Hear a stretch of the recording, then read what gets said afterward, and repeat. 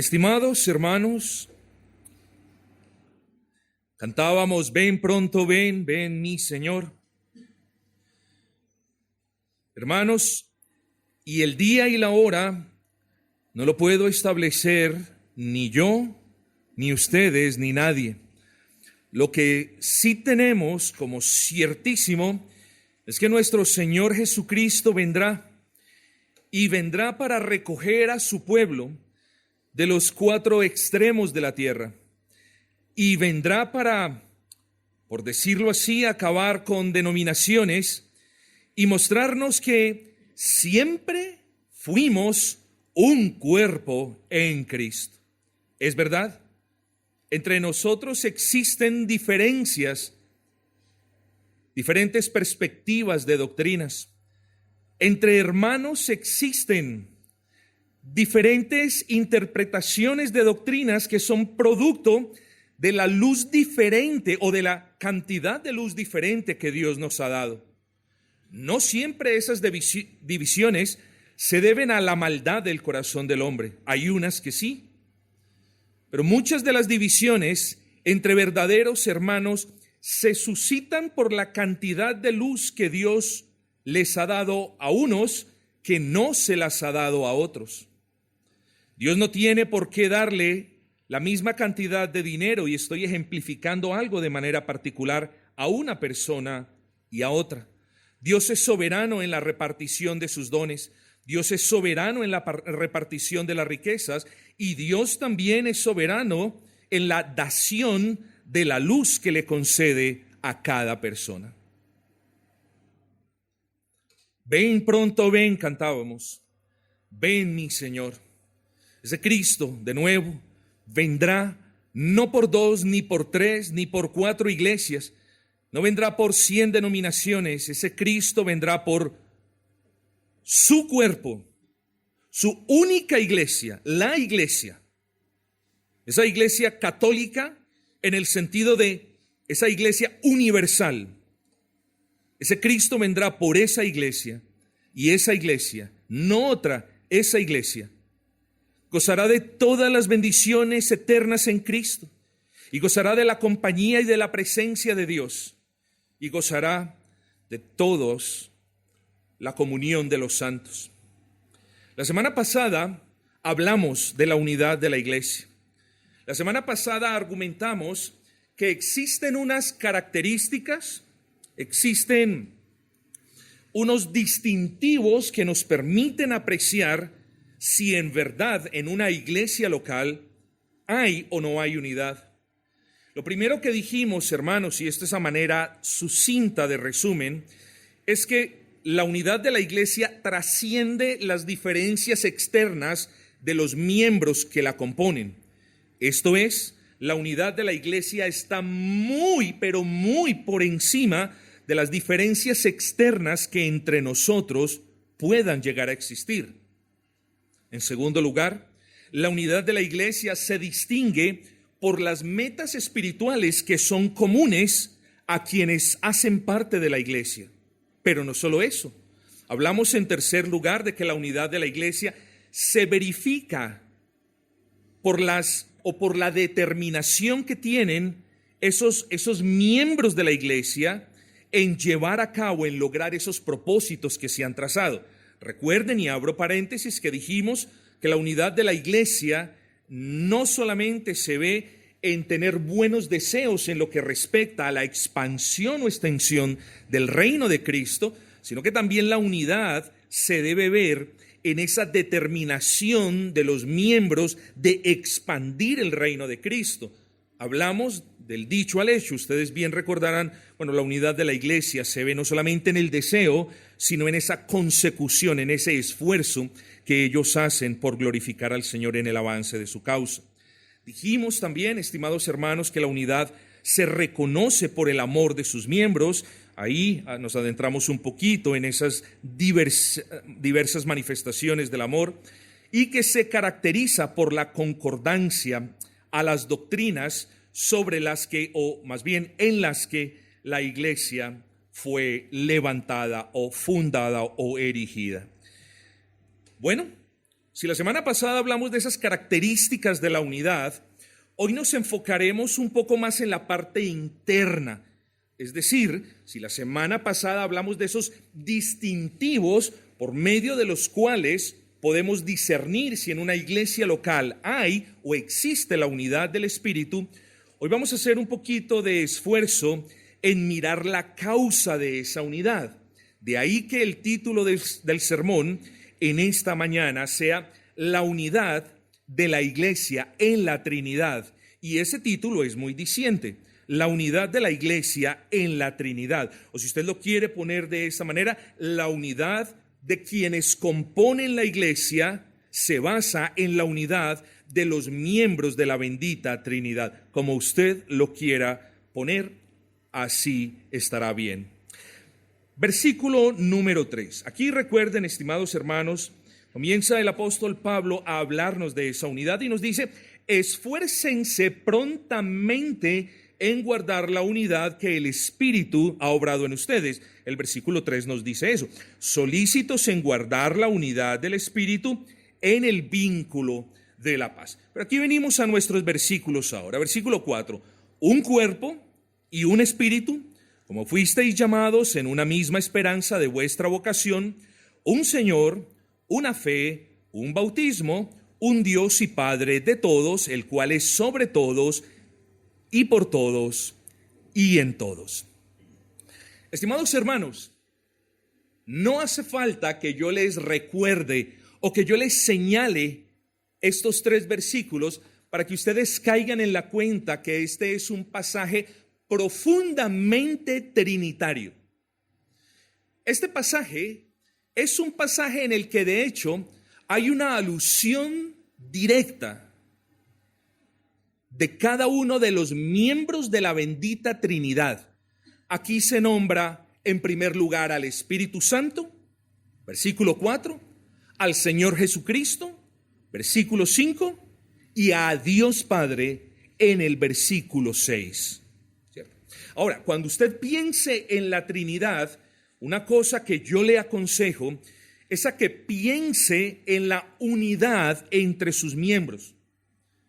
Cuando hablamos de la unidad de Dios, hablamos, hermanos, de que existe entre cada uno de los miembros de la Trinidad una unidad muy especial.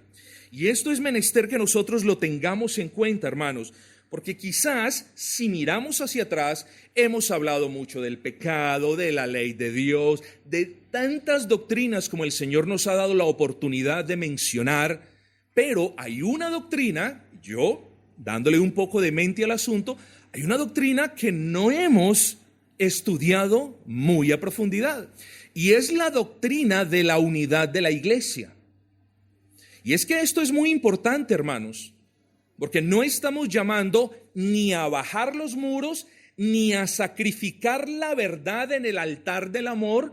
No estamos llamando a ninguna de esas cosas, pero sí estamos llamando, porque es un llamado que Dios le hace a su pueblo, de mantenernos unidos simple y llanamente por una razón: porque los 3 miembros que subsisten en esa única esencia divina están perfectamente unidos. Es decir, en virtud, se lo pongo al revés, en virtud de la unión perfecta del Padre con el Hijo, del Padre con el Espíritu Santo y de cada uno de los miembros entre sí, nosotros no podemos considerar la iglesia como un conjunto de miembros desunidos, desmembrados.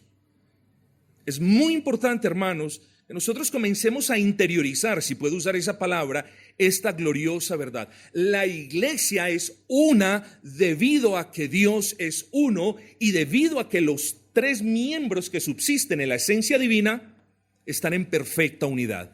No podemos hablar de un Dios trino cuyos miembros coexisten y tienen una unidad perfecta y a la vez hablar de una iglesia dividida. No podemos hablar de eso teológicamente hablando. Y prácticamente hablando, hermanos, debemos salvaguardar a toda costa la unidad de la iglesia. No vamos a entrar en esos casos especiales donde debemos distanciarnos aún de hermanos en Cristo. Usted no debe entender este sermón como que la iglesia debe gozar de una unidad porque Dios es uno, pero entonces nos toca entrar en comunión con todos los hermanos en Cristo. No, vamos a ver esto un poquito más adelante. Así que, hermanos, esa unidad entre los miembros de la Trinidad es una unidad muy particular porque es una unidad que carece de límites de tiempo. Usted está unido a esta iglesia a partir de cierto año, de cierta fecha, pero no así sucede con los miembros de la Trinidad. Aquí nos distanciamos, y siempre nos hemos distanciado de las doctrinas herejes de Arrio que argumentaban o que aún argumentan en los testigos de Jehová que Cristo es una criatura, no el creador. Nosotros decimos, por el contrario, como lo mencionábamos hace poco, nosotros decimos que Él coexiste, siempre ha coexistido eternamente con el Padre y con el Espíritu Santo, y que ese Cristo es igual en honor, en poder, en gloria, en señorío, y que ese Cristo es digno de loores y de alabanzas como lo es el Padre y como lo es el Espíritu Santo. Pero otra de las características de la unidad entre esos miembros es que la unidad entre ellos no tiene diferencia de gloria, honor, poder, majestad y voluntad. Y con esto les quiero decir que todos ellos son iguales en gloria, en poder, en honor, en alabanza y en todas las demás virtudes, o mejor, atributos divinos de Dios. En esa unidad no hay cambio alguno. Esa unidad entre los miembros de la Trinidad es inmutable. Esa unidad, en cuarto lugar, es también una unidad perfecta de propósito. Es decir, el Padre quiere lo mismo que el Hijo, y el Padre y el Hijo desean lo mismo que el Espíritu Santo, de tal manera de que no podemos ver una diversidad de propósitos en los miembros de la Trinidad. Oh, sí, cada uno de los miembros de la Trinidad en la economía trinitaria, en el plan de redención, entre comillas, tiene diferentes cuestiones u obras que ejecutar. Siempre lo hemos dicho. Cada uno de los miembros de la Trinidad es una persona diferente la una de la otra. Pero en lo que respecta a la unidad, podemos decir que entre ellos hay plena y absoluta unidad de propósito. Bueno, hermanos, de aquí nosotros podemos aprender. Y de nuevo es muy importante, hermanos, que nosotros comencemos a ver que la unidad de la iglesia es algo muy, pero muy importante para el Señor. No solamente la unidad nuestra a nivel local, sino también la unidad de la iglesia de Cristo a nivel universal. Vamos a elaborar esto, se los digo por segunda vez, para que ahora no se estén preguntando, bueno, entonces como la unidad es lo más importante para Dios o una de las cosas más importantes, entonces pues ahora yo me voy a asociar con esta iglesia que menoscaba la autoridad de la ley moral, y luego me voy a asociar con aquella otra que tiene bandas y músicas y toda plétora de cuestiones del mundo, y luego apenas termine voy a asociarme con la tercera, que es antinomiana. No importa, el pastor es muy querido y los hermanos son muy queridos, entonces me voy a asociar con ella. No, eso no nos enseña este versículo, eso no nos enseña este pasaje, ni nos lo enseña Dios en ninguna parte de la palabra del Señor. Aquí estamos viendo una unidad más grande, una unidad que trasciende incluso las diferencias que tenemos nosotros entre iglesias.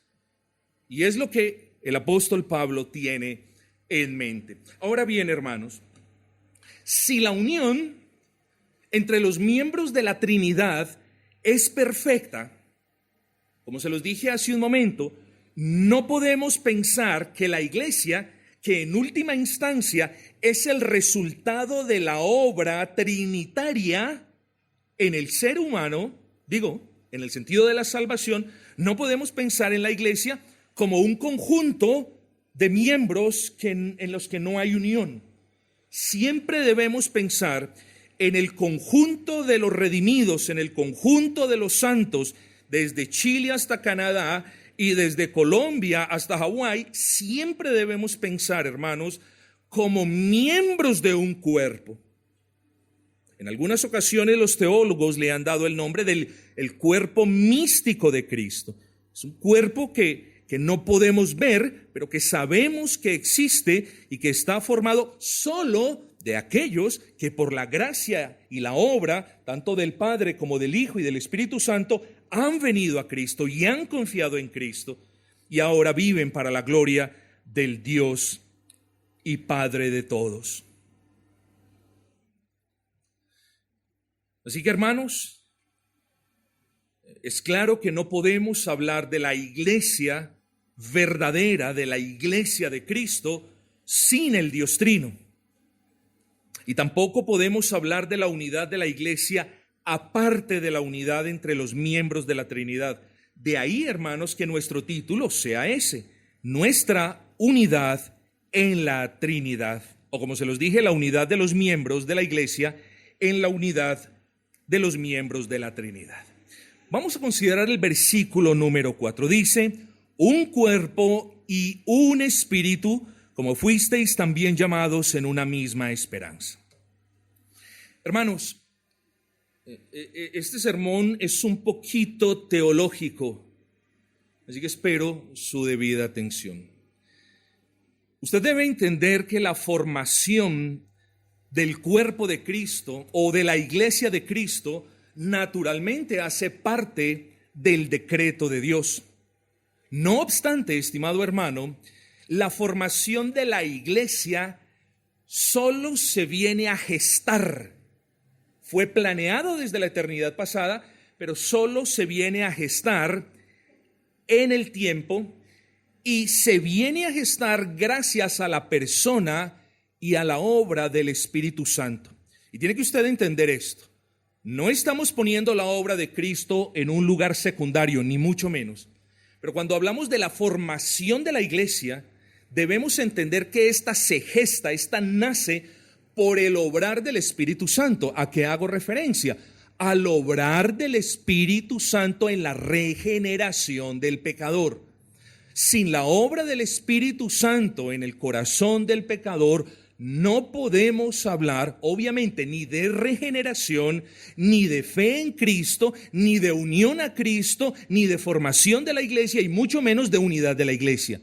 Entienda pues usted que vemos a la persona y a la obra del Espíritu Santo como ese propiciador del comienzo de la iglesia.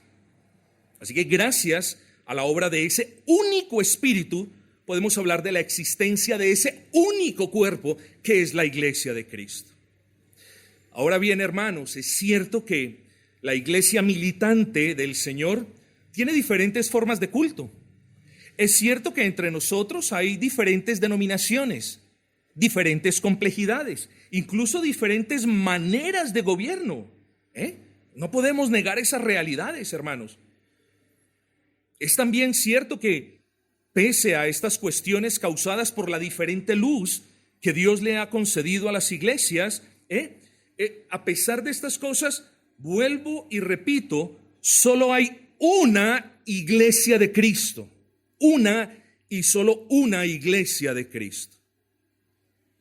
Y es la Santa Iglesia Católica, pero no como nos lo han enseñado y no como lo creen los demás, sino que la iglesia de Cristo es la Santa Iglesia Católica en el sentido de que la componen todos aquellos redimidos por la sangre del Cordero de manera universal. Cuando usted escuche la Iglesia Católica, en realidad estamos haciendo alusión a la iglesia universal de Cristo, en contraste con la iglesia local.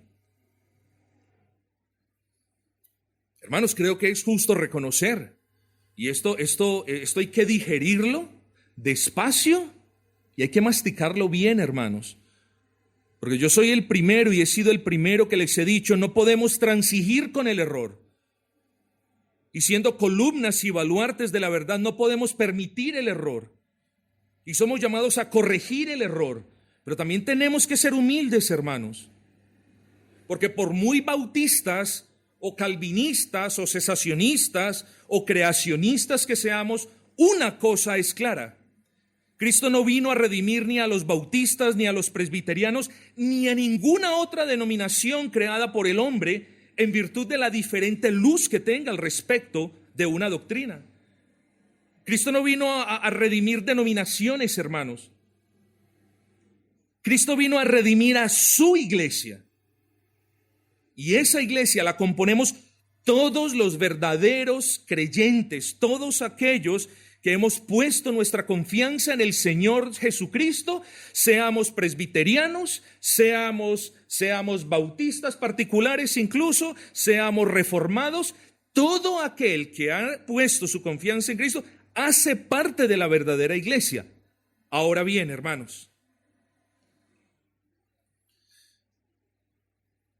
pero de la misma manera como yo le he exhortado y le estoy exhortando a que tengamos en cuenta y agradezcamos por la universalidad, o más bien, por la unidad de la universalidad de la iglesia, de la misma manera como les estoy exhortando a que ustedes mediten en eso. Note, hermanos, que no estamos diciendo acabemos con las diferencias que hay entre nosotros, porque a la final de cuentas, esas diferencias que nosotros tenemos con otras iglesias es producto de la luz que el Señor nos ha dado a nosotros.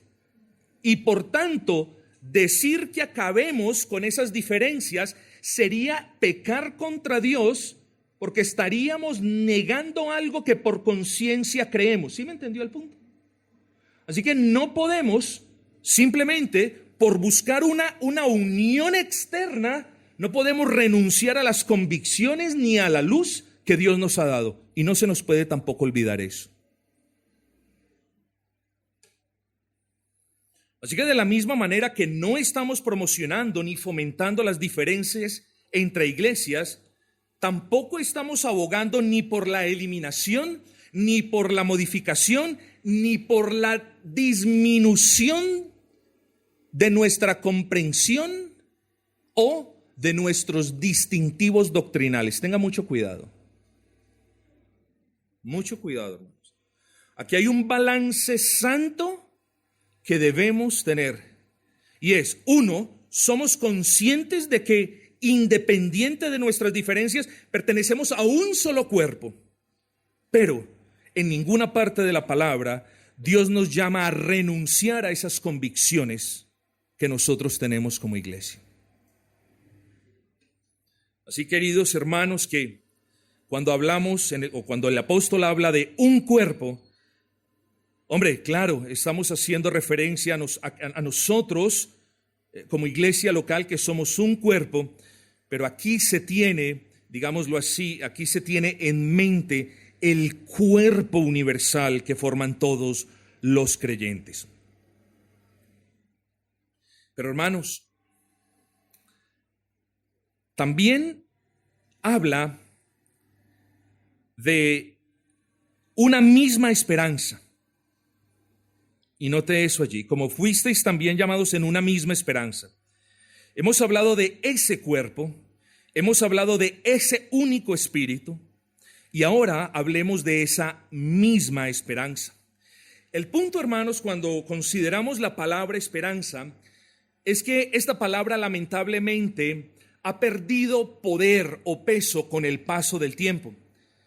Esta esperanza hoy día ya no significa la certeza de algo que se espera, sino que a menudo las personas lo entienden como una posibilidad. Guarde la esperanza, a ver si le dan el tiquete para que lo atiendan en la EPS, ¿cierto? Ya utilizamos la esperanza de esa manera. De nuevo, no como una certeza de que algo va a ocurrir, sino como una posibilidad de que algo ocurra, y mientras tanto nosotros esperamos. Pero mis amados hermanos, la esperanza que el Espíritu Santo forja en la congregación universal de aquellos que fueron llamados de muerte a vida no es una posibilidad. La esperanza que usted tiene como creyente no es una posibilidad.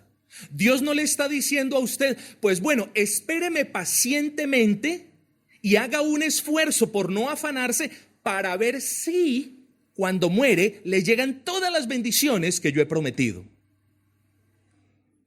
La esperanza a la que Dios lo ha llamado a usted y que de hecho el Espíritu Santo ha inyectado en las fibras más profundas de su alma, no es una posibilidad, es una realidad por la que nosotros debemos agradecer y es una realidad que nosotros debemos cultivar, mis amados hermanos. Porque si algo nos mantiene firmes en medio de los ataques, porque si algo nos mantiene con gozo en medio de las aflicciones, porque si en medio de los problemas nosotros aún podemos adorar a Dios, es por la esperanza que el Espíritu Santo ha obrado en su pueblo. Así que esa esperanza, mis amados hermanos, a la que fuimos llamados, es una certeza. Bien nos dice el apóstol Pablo en 2 de Corintios, capítulo 1, versículo 20, porque todas las promesas de Dios son en Él sí y en Él amén. ¿Sabe qué quiere decir esto? Que todo lo que Dios le ha prometido a la iglesia, y eso lo incluye a usted, todo lo que Dios ha prometido es sí, lo cumpliré y amén, porque será hecho. Y cada uno de nosotros, hermanos, debe estar muy agradecido con nuestro buen y gran Señor. Y como iglesia también debemos ser agradecidos porque hay promesas muy particulares para con la iglesia.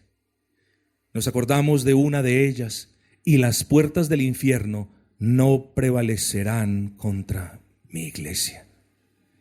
Gracias, Señor, porque esa promesa en ti es sí, no prevalecerán, y amén, porque siempre nos preservarás. Pero también traslade esas promesas para usted como ser humano. ¿Cuántas promesas Dios le ha hecho a usted en la palabra? El problema, mis amados hermanos, no es que Dios no le haya hecho promesas a usted en la palabra. Ese no es el problema. El problema es, uno, o que usted no lee la palabra y no ha arrebatado esas promesas en fe, o peor aún, que usted sí lee la palabra, pero no cree que esas promesas sean para usted. Pues bien, hermanos, hoy es día de retomar, o más bien, hoy es día de agradecer por esa esperanza que Dios nos ha dado. Hermanos, entonces, ese Santo Espíritu del que me habla el versículo número 4, ojo con esto, ese Santo Espíritu no solamente nos ha regenerado, es decir, no solamente nos ha dado vida para venir a Cristo, sino que también nos ha dado fe para creer en Cristo. Miren la obra del Espíritu Santo y ahora entiendan por qué no podemos hablar de la iglesia sin la obra del Espíritu Santo. Pero no solamente nos ha dado vida para creer en Cristo y fe para creer en Cristo, sino que habiendo creído en Cristo, ahora somos sellados con el Espíritu Santo para que nunca se nos olvide que aquel que comenzó la buena obra en usted y en la iglesia, por ende, la perfeccionará. Eso es una promesa. Hermanos, nos acostumbramos a vivir con los carros que le falta un repuesto. Nos acostumbramos a vivir con cosas que medio sirven. Dañamos algo, medio lo reparamos y como funciona, nos acostumbramos a vivir con eso. Pero si con algo no nos debemos acostumbrar, hermanos, es con la mediocridad de vida que algunos han abrazado. Más bien, eleve sus ojos al cielo y piense en esta esperanza como la certeza de que Dios continuará obrando en usted. Esto es una certeza, una realidad para los creyentes. Así que yo le pregunto a usted, ¿está Dios obrando en su corazón? ¿Lo está Dios santificando? ¿Le está a diario mostrando el pecado? ¿Está el Espíritu Santo convenciéndolo de pecado? ¿Está el Señor Jesucristo siendo su modelo diario de vida, de caminar? Bueno, esa obra santificadora debe ser una realidad diaria. Pero volvamos al punto, mis hermanos. En la iglesia tenemos una certeza, mis amados. Y de nuevo, muchas veces nos enfocamos tanto que en la doctrina, que en una cosa y en la otra, y se nos olvida esa gloriosa esperanza. Esa esperanza de la certeza de que seremos resucitados, mis amados hermanos. Muchas veces nos enfocamos tanto en evitar la muerte que se nos olvida que seremos resucitados en gloria. esa esperanza que el Espíritu Santo inyecta en nuestras almas, es la esperanza de que seremos, o la certeza de que seremos glorificados en Cristo. Hermanos, piense en usted sin pecado. Es algo que es tan difícil de pensar que muchas veces no lo podemos comprender. Pero a esa esperanza nos está llamando Dios, de que un día, hermanos, estaremos sin pecado.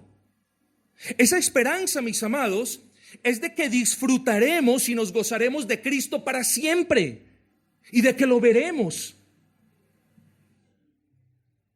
Esa esperanza, hermanos, es algo que debemos cuidar. Así que tenga cuidado con el pecado, porque el pecado roba la paz, el gozo y la esperanza que el Espíritu Santo le ha dado a quienes componen la iglesia. Miren, mis amados, que en el versículo 4 hemos hablado de la unidad del cuerpo, que es la iglesia, en términos de la obra del Espíritu. En el versículo 4 hemos dicho que hay un cuerpo, la iglesia, en quienes Dios ha obrado por medio de su Espíritu, también esperanza. Ahora, en el versículo 5 nos vamos a ver, o nos vamos a dar cuenta de la unidad del cuerpo que es la iglesia, pero no en función ya del Espíritu Santo, sino en función de la persona de Cristo. Un Señor, dice la palabra, una fe, un bautismo. Sobra decir, estimados hermanos, que no hay dos señores, no hay dos salvadores, no hay dos redentores, no hay un redentor y una corredentora, no. Hay un Señor, un kurios es la palabra en el original griego. Así que está haciendo referencia a que solo hay un Señor. Hermanos, y piense en esto, porque sin ese Cristo, los gentiles nunca podrían haber sido llamados a salvación. Efesios 2:11. Sin ese Cristo, jamás podrían recibir las promesas o la ciudadanía de Israel. Efesios 2:12. Sin ese Cristo, en el contexto en el que estamos, ellos jamás podrían haber recibido paz. Efesios 2:14. Y sin ese Cristo jamás se hubiera podido hablar de unidad entre ellos, los gentiles y los judíos. Efesios 2:15. Y todo lo anterior también es cierto para nosotros, mis amados hermanos. Porque sin ese único Señor que menciona Pablo en el versículo 5, no hay para nosotros vida. Y si no hay para nosotros vida, no hay salvación. Y si no hay salvación, no hay unión a Cristo. Y si no hay unión a Cristo, no podemos hablar de iglesia, y mucho menos de unidad entre la iglesia. Entonces, miren, hermanos, que es muy importante resaltar la persona y la obra del Espíritu Santo, porque sin Él no podemos hablar de iglesia.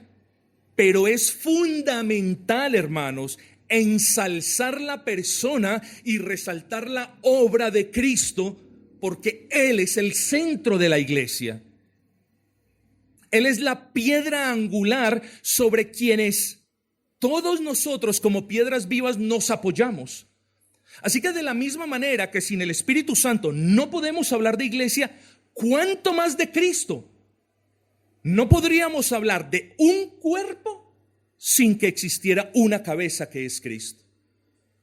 Así que demos gracias, amados hermanos, por ese bendito Señor. Y Pablo tiene como propósito en este versículo 5 decirnos, es que solamente hay un Señor, y ese Señor es Cristo. Un teólogo, hermanos, al respecto de este punto, y yo les insto a considerar estas palabras, porque creo que deberíamos estar de acuerdo con él. Dice, no hay mejor manera de promover la unidad entre los cristianos que recordándoles que tienen el mismo Señor y Salvador. Por lo que, cuando surjan los celos o el orgullo que amenaza a la iglesia, o cuando los creyentes estén dispuestos a pelear por tonterías, o cuando se magnifiquen asuntos sin importancias que ponen en peligro esa unidad, es menester recordarles a ellos que han sido regenerados por un mismo espíritu, que han sido injertados a un mismo cuerpo, que han sido llamados a una misma esperanza, y que todo eso lo tienen gracias a la persona, vida, muerte y resurrección de un Cristo y Señor. Deberíamos pensar en aquello, o más bien en aquel que nos une. Y deberíamos ser maduros para descartar tonterías, nimiedades o minucias que ponen en peligro la unidad de la iglesia, hermanos. Cuidado, no como muchos que, si bien no lo dicen, creen que la adoración a Dios es una nimiedad. Es una doctrina de tercero, cuarto rango. No estamos hablando de eso, hermanos. Ahora bien, Pablo dice un Señor y luego dice una fe. Hermanos, cuando la Escritura habla de fe, y se acaba el tiempo, cuando la Escritura habla de fe, puede estar haciendo referencia, uno, a la fe salvadora, o dos, a la fe como el conjunto de todas las doctrinas reveladas por Dios en su palabra. No se le olvide eso. La pregunta es obvia. ¿A cuál tipo de fe hace referencia el apóstol Pablo en este versículo? Honestamente, hermanos, yo creo que a ambas. Yo creo que no podríamos desechar ninguna de ellas. Primero, hermanos, porque la unidad de la iglesia presupone la existencia de la iglesia, y la existencia de la iglesia solo se da cuando el creyente es unido a Cristo. Y cuando el creyente entra en una unión en Cristo o con Cristo, sencillo, cuando el creyente ejerce la fe salvadora. Entienda eso.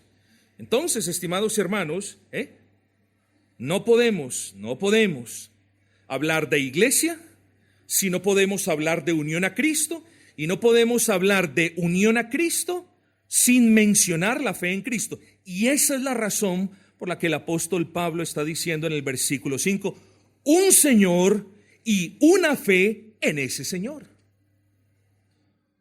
Pero en segundo lugar, hermanos, no nos podemos quedar contentos con la fe salvadora, porque en realidad cuando hablamos de la unión del cuerpo de Cristo, también tenemos que hablar de la unión de los miembros del cuerpo de Cristo a las doctrinas sobre las que ellos fueron edificados.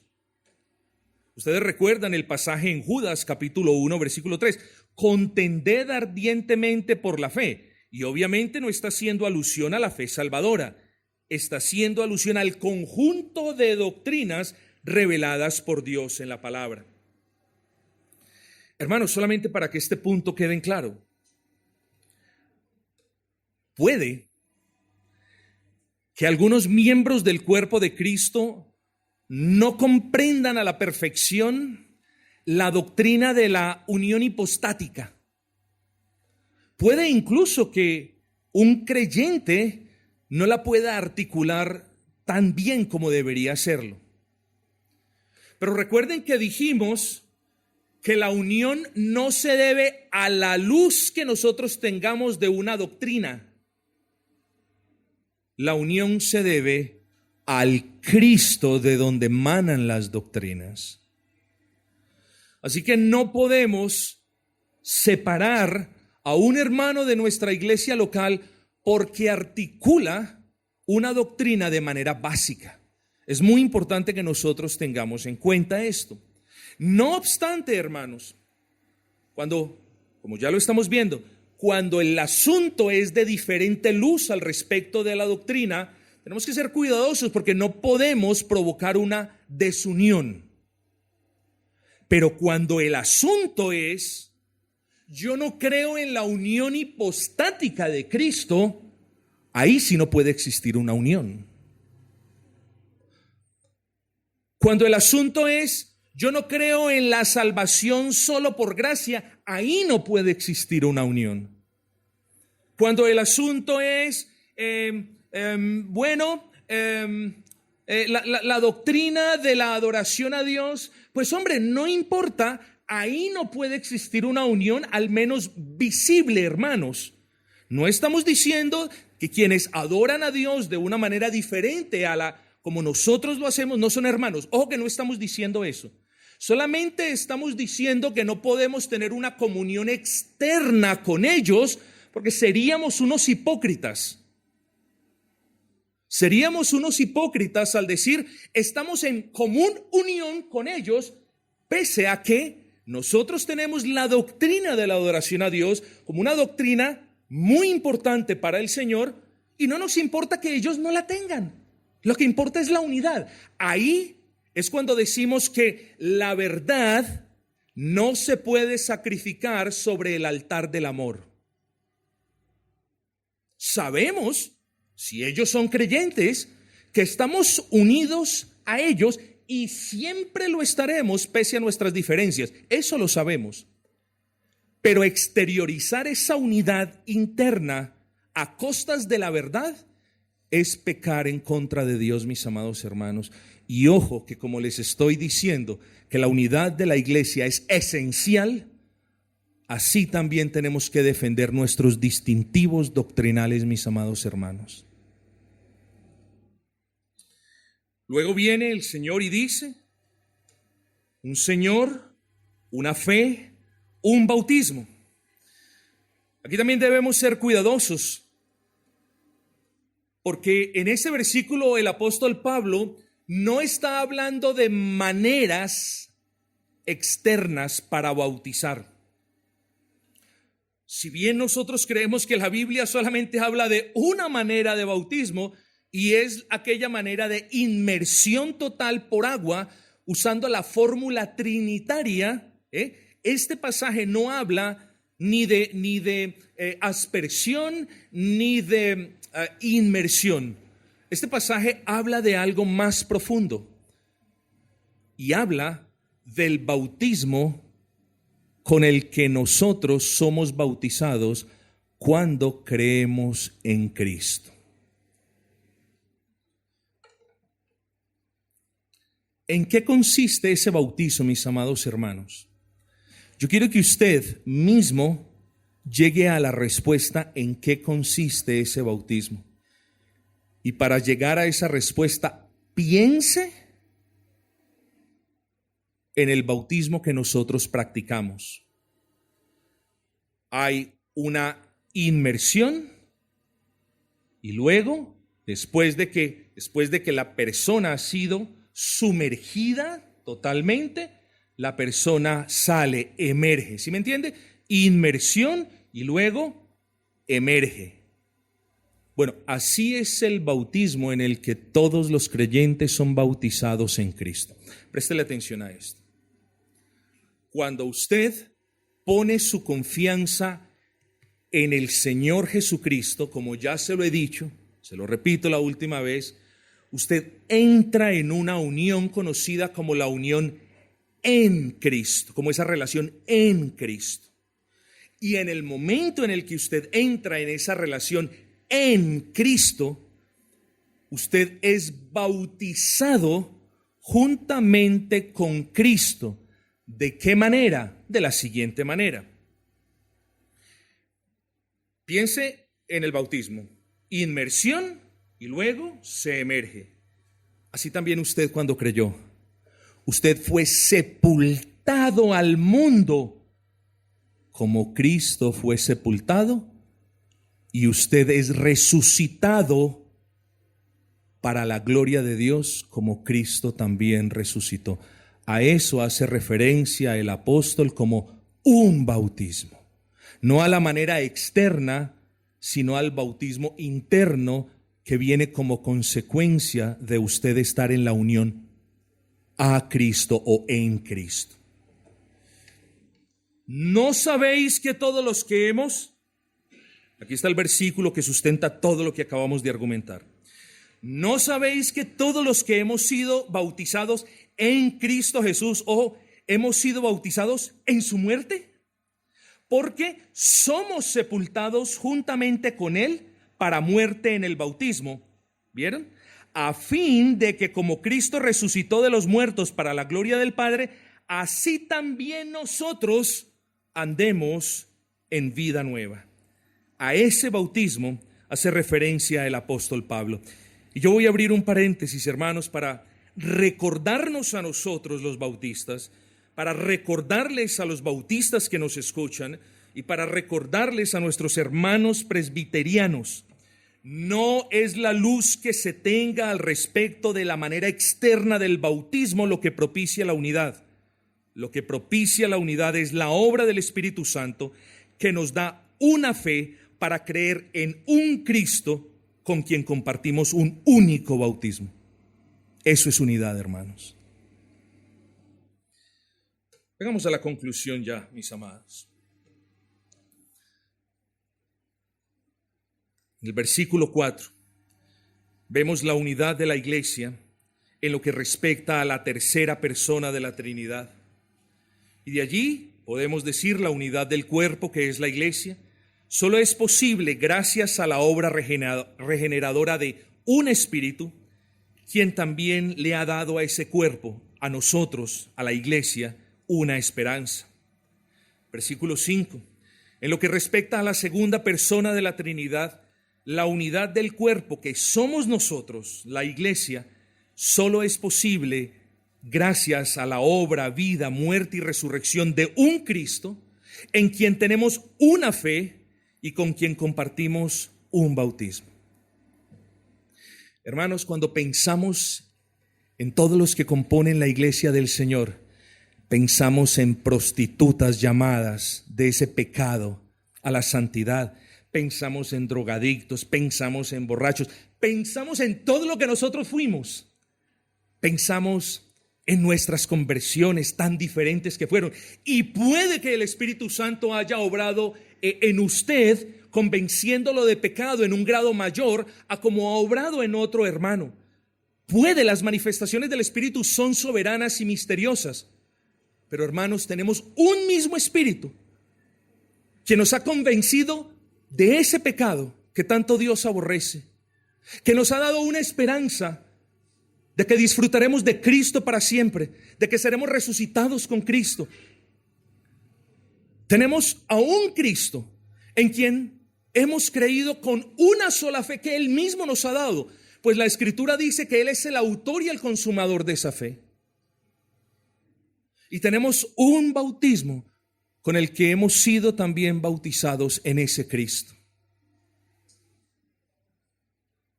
¿Qué podemos decir de la primera persona de la Trinidad?